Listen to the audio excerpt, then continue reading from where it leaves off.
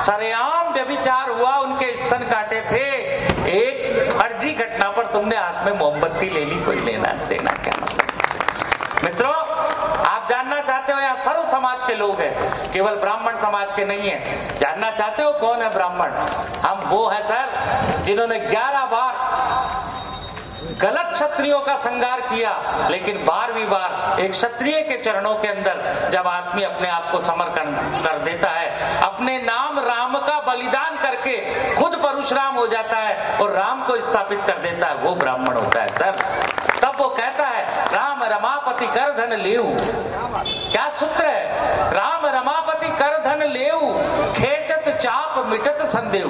ब्राह्मण ऐसे नहीं देता गद्दी, दो चीज पूछ रहा है। कहे राम धनुष उठाओ और धनुष उठा करके प्रत्यंचा चढ़ाओ। प्रत्यंचा क्यों चढ़वाई? ताकि वो बल देखना चाहते थे और उन्होंने एक उत्तरीय धारण कर रखा था। अगर वो प्रत्यंचा नहीं चढ़ाते तो उस उत्तरीय के अंदर जो महर्षि भृगु ने लात मारी थी वो चिन्ह नजर नहीं आते। तो वो चाहते हैं कि राजा बलशाली भी हो लेकिन विद्वानों का आदर करने वाला हो, तब परशुराम अपना त्याग राम के चरणों में कर देते हैं। एक बड़ा हमारा धर्म कितना बड़ा है, अगर परशुराम ऐसा नहीं करते तो आज राजपूत समाज और ब्राह्मण समाज एक दूसरे का विरोधी होता। इन दोनों में समन्वय करने के लिए परशुराम के बाद भगवान राम का जन्म होता है और परशुराम अपना सर्वस्व उनको समर्पण करके जंगल में चला जाता है। ब्राह्मण ने हमेशा यही किया है सर। वह अटल बिहारी वाजपेयी जो 10 मिनट में जाटों को आरक्षण दे सकता था, क्या ब्राह्मणों को नहीं दे सकता था? लेकिन ब्राह्मण अपने लिए नहीं जिया, हमेशा समाज के लिए जिया। यह ब्राह्मण समाज का गौरव है। पंडित नेहरू से लेकर पंडित अटल बिहारी वाजपेयी तक हमारे मानक नहीं बने। हमारे मानक तब भी परशुराम थे, आज भी परशुराम है, क्योंकि हमारे जननायक किसी जाति के नहीं हुए, पूरे मानवता के हुए। और कुछ लोगों ने एक दो पैदा हो गए, उनको अपना जननायक मान लिया। एक ब्राह्मण का चरित्र बता दो, सुभाष चंद्र बोस को ले लो, आप चंद्रशेखर आजाद को ले लो, बिस्मिल को ले लो, एक ब्राह्मण बता दो जो अपने लिए जिया हो। और आपको जानकर आश्चर्य होगा, चाणक्य कौटिल्य जब बड़ा ज्ञाता बनता है तो वो किसी ब्राह्मण को राजगद्दी पे नहीं बैठा था, एक क्षुद्र को राजगद्दी पे बैठा था, बुरा की बेटी को, जिसका नाम चंद्रगुप्त मौर्य होता है। आप ब्राह्मणों को गालियां बकते हो। अरे वो चाहता तो किसी ब्राह्मण को बिठा देता तो तुम्हारी 7 पीढ़ियां आगे नहीं आती। ऐसे ब्राह्मण समाज को मैं नमन करता हूँ जो अपना पेट भूखा रख करके लोगों के लिए करता है। साहब क्या बात करते हो?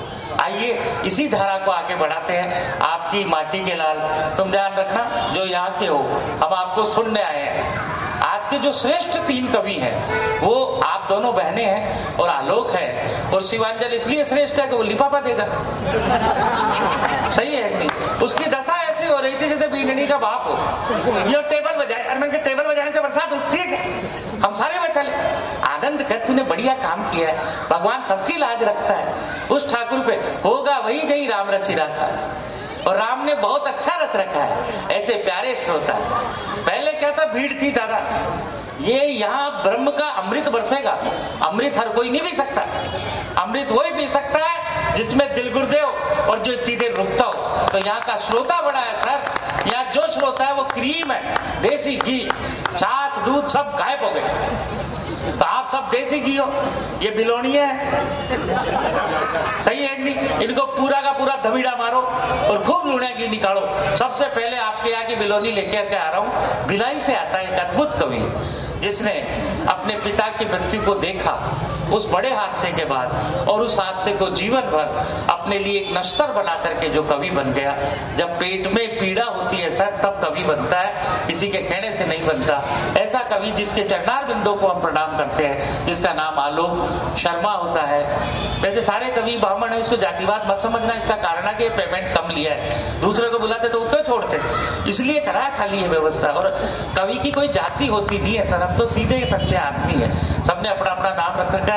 आलोक जी पधारो, और पधार करके 5, 10, 15 मिनट प्राण पियो, लेकिन बढ़िया पीना आराम से।